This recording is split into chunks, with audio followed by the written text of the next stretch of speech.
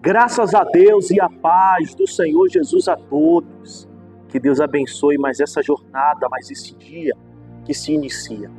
E ainda que você tenha perdido o controle da situação, você tenha olhado ao seu redor, não vê saída, não vê solução, é como se fosse que a sua vida está de cabeça para baixo. Nunca se esqueça que Deus jamais vai perder o controle da situação. O domínio está nas mãos dele.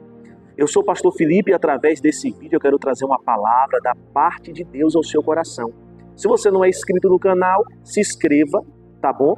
Ative o sino das notificações e nos comentários deixe o seu pedido de oração, tá bom? E não esqueça de curtir o vídeo, dar o seu like e também compartilhar. Prepare o seu copo com água, o meu já está aqui preparado, tá bom? Que daqui a pouco nós iremos consagrar a Deus a água. Mais um dia se inicia e é claro que nós dependemos de Deus e precisamos da direção dele. Quando nós abrimos a Bíblia, como a minha está aberta aqui agora e você do outro lado aí está acompanhando, nós estamos atentos àquilo que Deus ele quer falar ao nosso coração. E a minha Bíblia ela está aberta no livro de 2 Coríntios, no capítulo 12, a partir do versículo 7, onde o título da mensagem diz: o espinho na carne. Eu tenho a certeza que quase todas as pessoas, ou talvez até todas, né? Um dia já se machucou com espinho. Com espinho de limão, né? Do pé de limão que tem espinho. Com o espinho de uma rosa. E toda vez que o espinho ele tem contato com a nossa pele, com a nossa carne, a gente sente a dor, fere, machuca, não é verdade? Olha o que a palavra de Deus diz. E para que não me ensoberbesse com a grandeza das revelações, foi-me posto um espinho na carne, mensageiro de Satanás, para me esbofetear, a fim de que não me exalte. Essas foram palavras do apóstolo Paulo. E Paulo, em um determinado momento do seu ministério, da sua vida, ele passou por uma situação que ele chama de espinho na carne.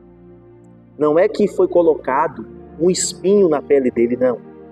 A situação que a Bíblia não fala o que é, chama de espinho na carne, certamente trouxe dores, né?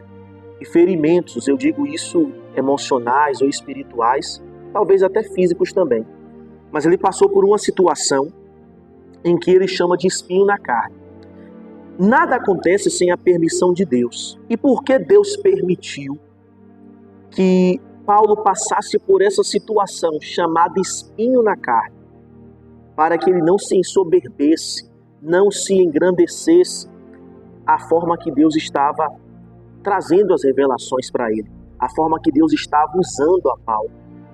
E Deus também vai permitir situações na nossa vida, situações dolorosas aos nossos olhos, situações que vai nos ferir, nos machucar. Porém, tudo isso é para o nosso bem, porque no livro de Romanos, capítulo 8, diz que todas as coisas cooperam para o bem daqueles que amam a Deus. Então, até aquilo que aos nossos olhos é para nos envergonhar, nos humilhar, nos ferir, nos machucar, até isso é para o nosso bem, é para o nosso crescimento. Através dessa situação, Deus queria ensinar algo a Paulo. Talvez você também está vivendo uma situação semelhante a um espinho na carne. Uma situação dolorosa, uma situação que tem te machucado, uma decepção. E você tem se perguntado o que é que eu fiz de errado para poder passar por essa situação. Imagine se Deus fosse se atentar para os nossos erros, nem vivo nós estaríamos. Então Deus está permitindo esse espinho na carne, como permitiu na vida de Paulo, no ministério de Paulo, para ensinar algo a ele, como tem permitido nas nossas vidas, porque claro que nós não vamos passar pelo que Paulo passou, quem somos, não é verdade? Mas vamos passar por situações semelhantes, porque somos servos de Deus, filhos de Deus, não é verdade?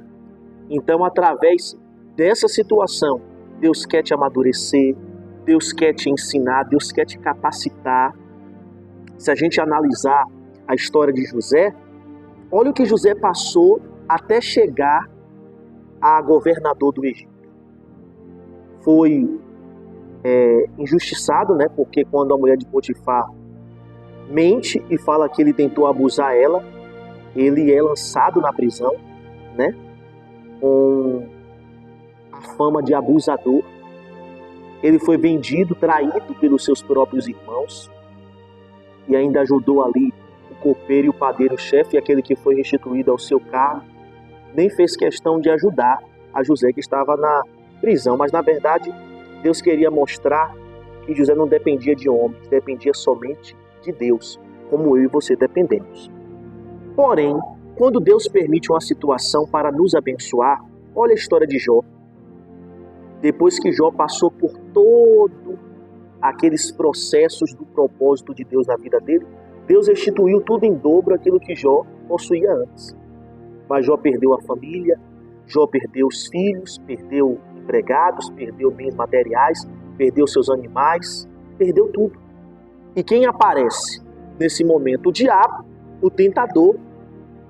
Satanás sempre vai aparecer no momento de fraqueza, como também ele diz aqui, né, mensageiro de Satanás para me esbofetear. Então, ou seja, certamente Satanás queria se aproveitar daquela situação.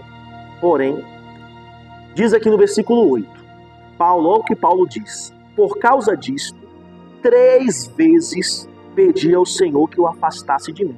Ou seja, ele pediu 3 vezes a Deus que afastasse aquela situação. Porém, olha o que Jesus diz. Então ele me disse. Jesus diz assim para Paulo: a minha graça te basta, porque o poder se aperfeiçoa na fraqueza. Quantas vezes a gente está passando uma determinada situação, um espinho na carne, e nós pedimos para Deus: Senhor, me tira dessa situação. Eu já passei por algumas situações que eu pedia para Deus: Senhor, me tira. Só que Deus dizia ao meu coração: você vai ter que passar por esse caminho. Faz parte do propósito, Felipe, que eu tenho na sua vida. Então vai ter situações, vai ter caminhos, na verdade, que a gente não vai querer enfrentar. A gente não vai querer ir pelaquele caminho, mas faz parte do propósito. Através daquela situação, Deus quer te ensinar algo, como queria também ensinar Paulo. E quanto mais rápido você entender o propósito, mais Deus vai te tirar daquela situação. Olha o povo que saiu do Egito, o povo de Israel. Era para a duração ali até chegar à terra de Canaã, 40 dias, passaram por 40 anos. Por causa da dureza do coração, da rebeldia. Aí Paulo diz assim, de boa vontade, pois, mas me gloriarei nas fraquezas, para que sobre mim repouse o poder de Cristo. Pelo que sinto prazer nas fraquezas, nas injúrias, nas necessidades, nas perseguições, nas angústias, por amor de Cristo. Porque quando sou fraco, então é que sou forte. Ou seja, ele entendeu que Deus queria ensiná-lo, que era para ele aprender a se gloriar também nos momentos difíceis, nos momentos de perseguição, nos momentos de fraqueza. Ele disse: é quando eu estou fraco, aí é que eu estou forte. Porque o poder de Deus se aperfeiçoa. Essa palavra aperfeiçoar quer dizer melhorar. Então, ou seja, o poder de Deus ele vai aumentar, ele vai crescer nas nossas vidas a partir do momento que a gente estiver enfrentando um momento de fraqueza. Porque uma vez vencendo esses momentos, Deus ele vai nos abençoar e cumprir as promessas dele nas nossas vidas. O Senhor Jesus venceu o deserto, resistiu ao diabo, os anjos veio ser. José não deixou de ser fiel a Deus em meio a tudo que ele enfrentou. Deus o colocou como governador. Então, nós temos que aprender que tudo acontece com a permissão de Deus e que tudo ele tem um propósito. Talvez você não entenda agora, mas lá na frente você vai entender que tudo cooperou para o seu bem. E você vai aprender também a dar glória a Deus, a glorificar a Deus nos momentos de deserto, de guerra, de batalha. Que às vezes a gente só glorifica a Deus nos momentos bons da nossa vida. Ou abre a boca para poder dizer: Deus é comigo quando a despensa está cheia, quando eu tenho dinheiro na conta. E quando as coisas dão errado? As coisas não saem da forma que você espera. Não é verdade? Vamos orar, vamos falar com Deus. Feche os seus olhos. Pai maravilhoso, bendito seja o teu nome. Tu és o nosso Salvador, o nosso Redentor, a razão da nossa vida. Tu és o nosso socorro bem presente na hora da angústia. Eu te apresento a vida de todas as pessoas que estão acompanhando agora esse vídeo. pessoas que estão desesperadas, até já chegaram no limite das suas forças, porque não suportam mais o sofrimento, não suportam mais a angústia, viver uma vida de dor, uma vida na miséria, desempregado, desempregada, endividada. Talvez essa criatura já foi até ameaçada de morte. E eu clamo agora ao Deus vivo, ao Deus Todo-Poderoso. Visita cada um deles agora. Atende o clamor, a oração daqueles que estão deixando nos comentários os seus pedidos de oração. Aquela mãe, aquele pai que pede em favor dos seus filhos, em favor do filho que se envolveu com más amizades, que está no tráfico, a filha que está fazendo uso de drogas. Tem de misericórdia. Restaura os lares, as famílias que estão destruídas. Cura a criatura que está doente, que foi desenganada pela medicina. Fortalece, meu Deus, o que está fraco, dê ânimo ao desanimado. Manifesta o teu poder nesse momento. Eu repreendo agora todos os espíritos malignos, espírito de enfermidade, vício, depressão, ansiedade, síndrome do pânico. Eu repreendo o espírito da morte, o espírito causador do acidente. Em nome do Senhor Jesus, vai embora, Satanás, da vida desse homem, desta mulher. Meu Deus, eu entrego a vida de todos nas tuas mãos, e quem beber dessa água, receba vida, e vida com abundância, em nome de Jesus. Amém? Beba da água. Deus abençoe a todos. Amanhã nós estaremos aqui a partir das 5 horas da manhã. Deus abençoe a todos.